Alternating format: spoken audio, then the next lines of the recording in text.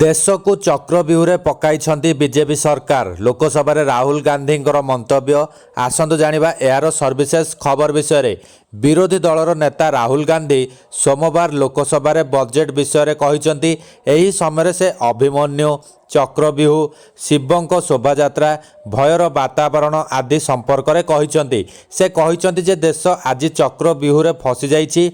देश को एभली स्थिति रे बीजेपी सरकार पकाई प्रधानमंत्री नरेंद्र मोदी छाती रे पिंधुथिबा पद्मफूल तथा बीजेपी सरकार देशर एही स्थितिर प्रतिनिधित्व करुछंती। देश में एवं भयर वातावरण रही से अभियोग करिसेंती। कुरुक्षेत्र में हजार हजार वर्ष पूर्वे अभिमन्यु को चक्रव्यूह पका जाइतिला। शेष में तांकर मृत्यु घटिथिला। मु किछि अनुसंधान कली एवं जानिली जे चक्रव्यूह को पद्मव्यूह मध्य कहा जाए, जार अर्थ हेउछि एहार आकार पद्म फूल भली।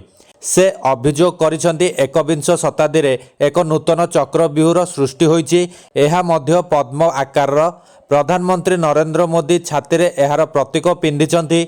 अभिमन्युଙ୍କ सह जहा करा जाइतिला ताहा वर्तमान देश सहित करा जाउछि।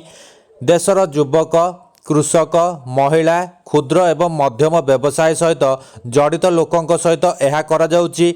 राहुल कहिसेंती जे एबे इंडिया अलायंस हेउछि शिवों शोभायात्रा। वर्तमान चक्रव्यूह एवं शिवों शोभायात्रा मध्य विवाद चली।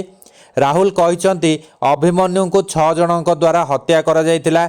आज मध्य चक्रव्यूहर केन्द्र में 6 जन अछंती। सेमाने हेउछंती नरेंद्र मोदी, अमित शाह, आरएसएस मुख्य मोहन भगत, जातीय सुरक्षा परामर्शदाता अजित डोभाल, अंबानी एवं आदानी। तेबे एने बाचस्पति ओम बिर्ला तांको बाधा देइथिले।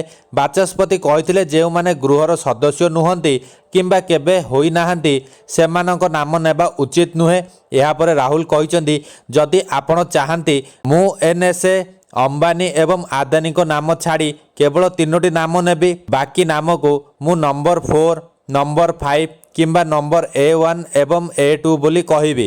राहुल एहा मध्य अभियोग करिसेंती देश में भयर वातावरण रे लोके बास करुछंती। एही समय रे से तांकर प्रिय संलाप मध्य कहिथिले, जहा निर्वाचन समय रे से बहुत व्यवहार करथिले। भय कर नाही बोली राहुल कहिसेंती जे भारत रे भयर वातावरण रहिछि एवं एही भय आमर प्रत्येक अंचल रे रहिछि।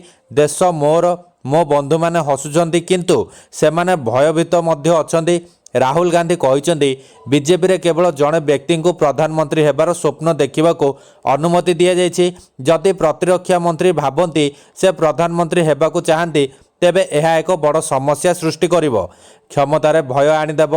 यही भय सारा देश रे रहिछि, सारा देश रे व्यापीछि बोली राहुल गांधी कहिसेंती।